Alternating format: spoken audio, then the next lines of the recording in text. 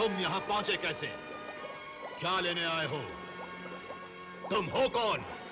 मेरा नाम ऋतुध्वज है। तुम इस गंधर्व कन्या को हरण करके यहाँ लाए हो। मैं इसे तुम्हारे हाथों से मुक्ति दिलाने आया हूँ। मूर्ख, तू जानता नहीं, ये गंधर्व कन्या स्वेच्छा से मेरे साथ विवाह करना चाहती है। नहीं, ये मेरी इच्छा के विरुद्ध मुझसे विवाह करना चाहता है। सुन लिया? ऐसा है तो यही सही। अब तो मैं तुम्ही से विवाह करूंगा।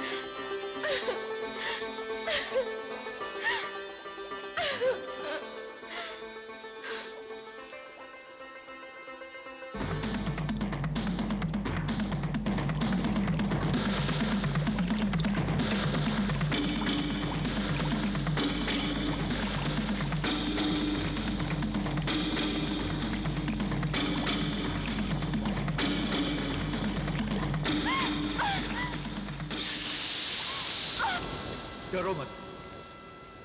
हे नागलोक वासियों, हमारे मार्ग से हट जाओ। मैं एक बार फिर कहता हूं, मुझे शस्त्र चलाने पर विवश मत कीजिए। हमारे रास्ते से हट जाइए, नहीं तो। ठहरो ऋतुध्वज, हम तुम्हारे शत्रु नहीं हैं, मित्र हैं।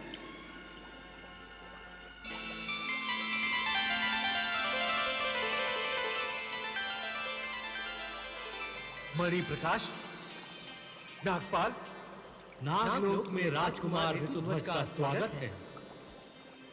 ये दोनों बचपन से मेरे मित्र हैं। इनके स्वागत करने का ढंग तो देखो। चलिए राजकुमार, महाराज अश्वतर आपकी प्रतीक्षा कर रहे हैं।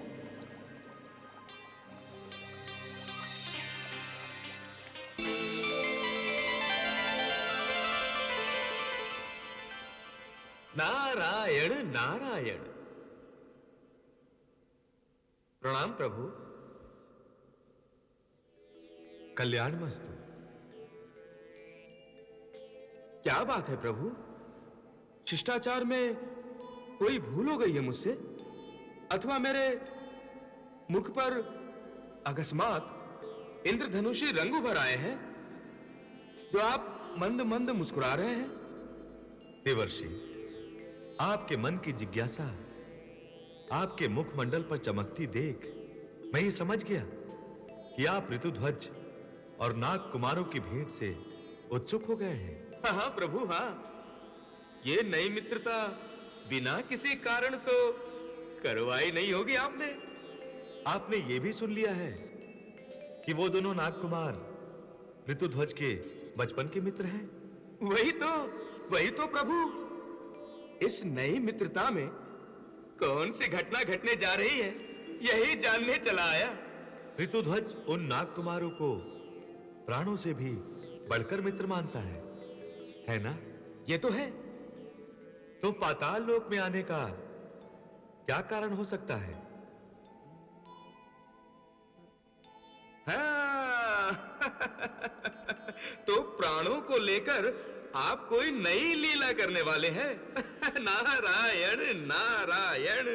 प्रभु, आपकी इस लीला ने तो मेरी उत्सुकता में भी प्राण फूंक दिए हैं। अब तो मेरा मन आपकी इस लीला पर ही रहेगा। नारायण नारायण। नारायण। दैत्यराज, अनर्थ हो गया, अनर्थ हो गया दैत्यराज, अनर्थ हो गया। क्या हुआ? रो क्यों रहा है? विनाश हो गया दैत्यराज, संपूर्ण विनाश हो गया। बोलता क्यों नहीं? क्या हुआ? किसका विनाश हो गया? आपके भ्राताश्री महाराज पाताल केतु का। क्या? राजकुमार ऋतुध्वज ने उनका वध कर दिया। नहीं!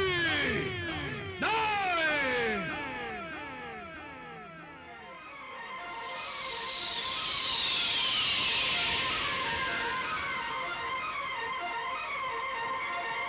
कहाँ है वो ऋतुध्वज? वो गंधर्व कन्या को लेकर नाग कुमारों के साथ नागलोक में गया है। ऋतुध्वज! मैं अपने भ्राताश्री के वध का प्रतिशोध लेने आ रहा हूं।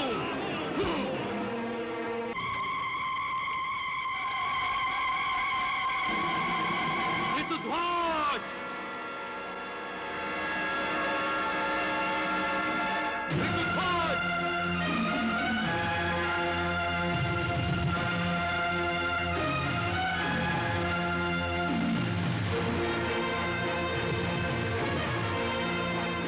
ऋतुध्वज!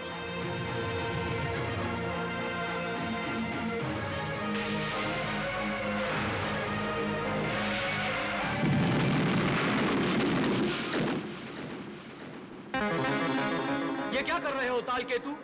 अपने प्राण गंवाने आए हो क्या?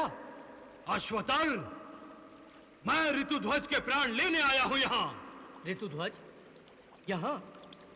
तेरी बुद्धि भ्रष्ट हो गई है ताल केतु। ये नागलोक है, पृथ्वीलोक नहीं। नागराज, ऋतुध्वज ने मेरे भ्राताश्री पाताल केतु का वध किया है। यदि वो मेरे सामने नहीं आया तो मैं संपूर्ण नागलोक को ध्वस्त कर दूंगा। उसे मेरे सामने भेजो, नहीं तो हाँ!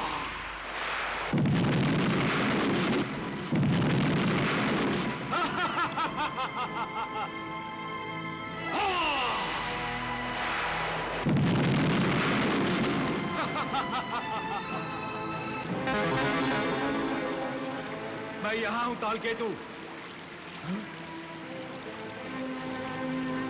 हाँ, आ गया तू। ऋतुध्वज, अब तेरा अंतिम संस्कार इसी नागलोक में होगा। तू बचेगा नहीं। हाँ।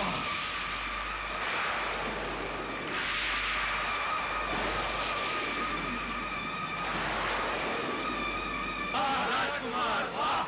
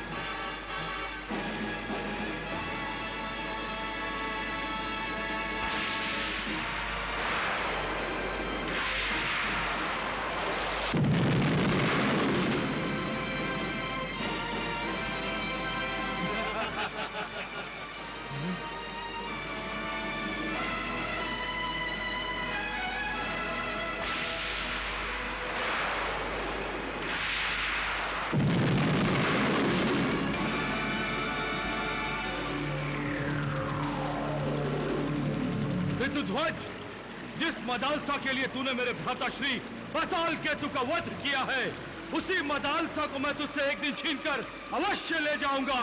अरे जा, आज नहीं तो कल इसका बदला मैं तुझसे अवश्य लूंगा। राजकुमार ऋतुध्वज की जय! राजकुमार ऋतुध्वज की जय! राजकुमार ऋतुध्वज की जय! राजकुमार ऋतुध्वज की जय! सुखी भव। देवी, ऋतुध्वज तुम्हें सदा सुखी रखे। ऋतुध्वज, ताल केतु को पराजित करके तुमने पूरे नागलोक पर उपकार किया है। उपकारों की भाषा पिता और पुत्र में नहीं बोली जाती है नागराज। आप मेरे लिए पिता तुल्य हैं। तालकेतु मेरे ही कारण नागलोक में आया था। मेरे ही कारण यहां संकट उत्पन्न हुआ। उसे यहां से भेजकर मैंने केवल अपना कर्तव्य पूरा किया है। शूरवीर होने के साथ साथ तुम विशाल हृदय के स्वामी हो। तुम्हारा कल्याण हो। तुम्हारा और मदालसा दोनों का कल्याण हो। हमें आशीर्वाद दीजिए। हमें आशीर्वाद दीजिए।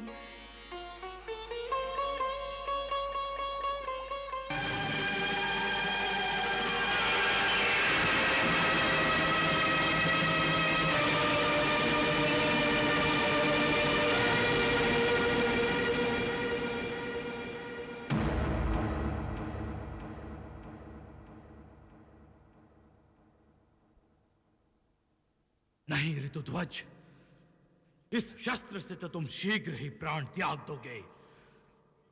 मैं तुम्हें इतनी आसान मृत्यु एक ही बार में नहीं दूंगा। मेरे भ्राताश्री के हत्यारे, तुम्हें तो बार बार मरना चाहिए। तुझे बार बार मरना होगा।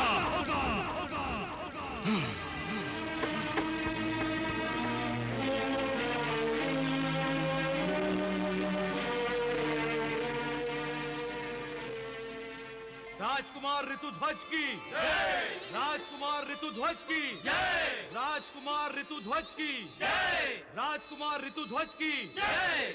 पुत्र ऋतुध्वज, तुमने पाताल केतु का वध करके अपने पिता के नाम को कीर्तिमान किया है और गंधर्व कन्या मदालसा को पाताल केतु के पंजे से छुड़ाकर तुमने न केवल गंधर्व लोक से अपितु समस्त लोकों से शुभ आशीर्वाद प्राप्त किया है। हमारा आशीर्वाद भी आपके साथ है युवराज। प्रणाम देवर्षि। युवराज, जो पुत्र अपने पिता द्वारा अर्जित किया हुआ यश, धन, संपत्ति, कीर्ति, पराक्रम को घटाता है, वो पुत्र नीच कहलाता है, कुपुत्र होता है वो। और जो पुत्र न उसे घटाता है और ना ही बढ़ाता है, वो मध्यम कोटि में आता है। परंतु जो उसकी रक्षा के साथ अपने पिता की अर्जित की हुई कीर्ति, धन, संपत्ति, यश, मान सम्मान को बढ़ाता है, वो उत्तम कोटि का मनुष्य माना जाता है, पुरुषोत्तम होता है वो। आप व्यर्थ ही मेरी प्रशंसा कर रहे हैं देवर्षि। नहीं नहीं युवराज, पाताल लोक जाकर पाताल केतु का वध, इस गंधर्व कन्या मदालसा की मुक्ति और ताल केतु से नागलोक की रक्षा, क्या ये कार्य प्रशंसा के योग्य नहीं है, हैं? हे राजन, अब आप शीघ्र ही ऋतुध्वज और मदालसा का विवाह कर दीजिए। जो आज्ञा ऋषिवर। सर्वमंगल मांगले शिवे सर्वार्थ साधिके शरण्ये त्र्यंबके गौरी नारायणी नमोस्तुते।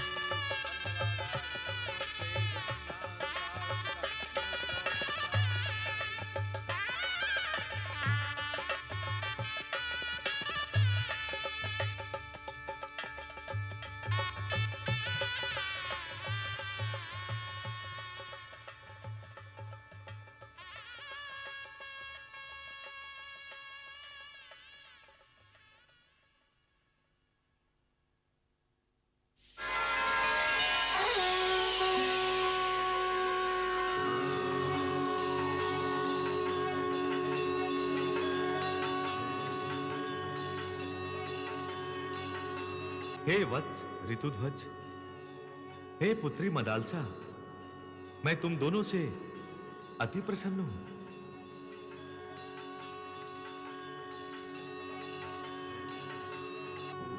जन कल्याण के लिए ही तुम दोनों का जन्म हुआ है।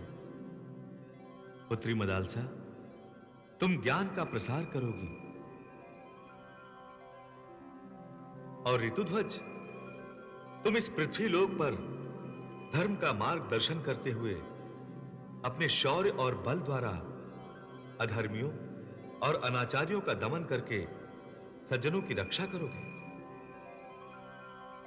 जाओ वत्स, दानवों से ऋषि मुनियों और उनके यज्ञों को नष्ट होने से बचाओ। उन दानवीय प्रवृत्तियों का विनाश कर दो जो धर्म कार्य में बाधाएं उत्पन्न कर रहे हैं। जैसी आपकी आज्ञा दत्त गुरु।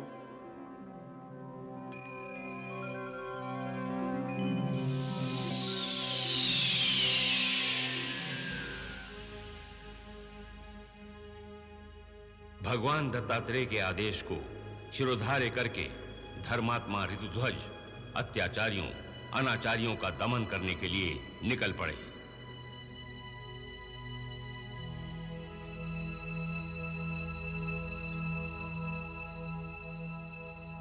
याद रखिएगा स्वामी, आपका विवाह केवल तलवार से नहीं हुआ, मदालसा भी आपकी है और सदैव आपकी प्रतीक्षा करती रहेगी। तुम्हें अधिक प्रतीक्षा नहीं करनी होगी। शीघ्र ही हम दोनों की जुदाई समाप्त होगी प्रिय।